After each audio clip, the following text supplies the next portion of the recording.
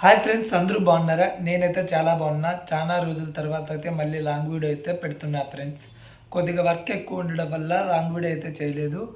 అయితే ఈ వీడియోలో అయితే మాత్రం బీరకాయ కారం ఎలా చేస్తానో మీకైతే చూపిస్తాను. చూసేసి ఆనందించండి. Let's go process.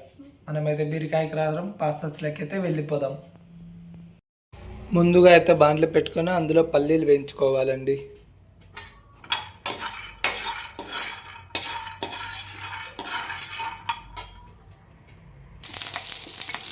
శనగిత్తనాలు బాగా వేగిన తర్వాత అందులోకి పచ్చిమిరపకాయలు బాగా వేయించుకోవాలి. ఇలా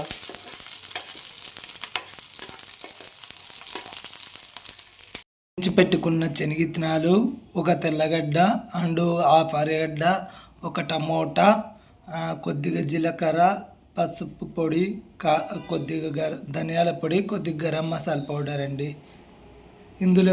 ఇందులోకే కొన్ని వాటర్ వేసుకొని మనమైతే మిక్సీ పట్టేసుకోవాలి. ఇప్పుడు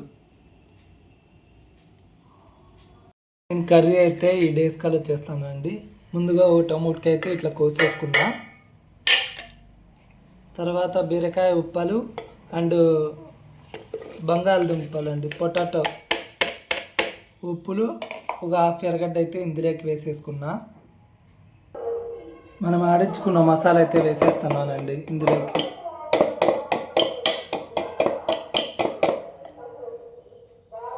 తగినన్ని వాటర్ అయితే పోసేసుకున్నాను. తగినంత ఉప్పు అయితే వేసుకొని రుచికి తగ్గట్టు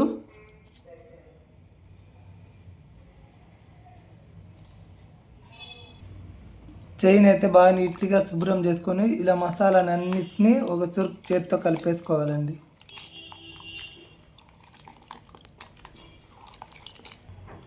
స్టవ్ వెలిగించి ఇప్పుడైతే స్టవ్ మీద అయితే పెట్టేసినానండి. కూర అయితే బాగా ఉడికిపోవాలి. ఉడికిపోయిన తర్వాత అయితే కర్రీ ఎలా వచ్చిందో నేనైతే మీకు చెప్తాను.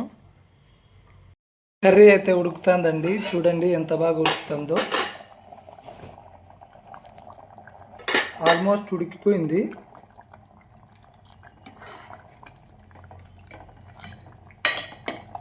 ఇంకాస్త ఉడికితే స్టవ్ కట్టేద్దామండి. అయితే రెడీ అయిపోయిందండి. చూడండి ఎంత చిక్కగా వచ్చిందో. ఇప్పుడైతే మనం టేస్ట్ చూసేద్దాం ఎలా వచ్చిందనేది.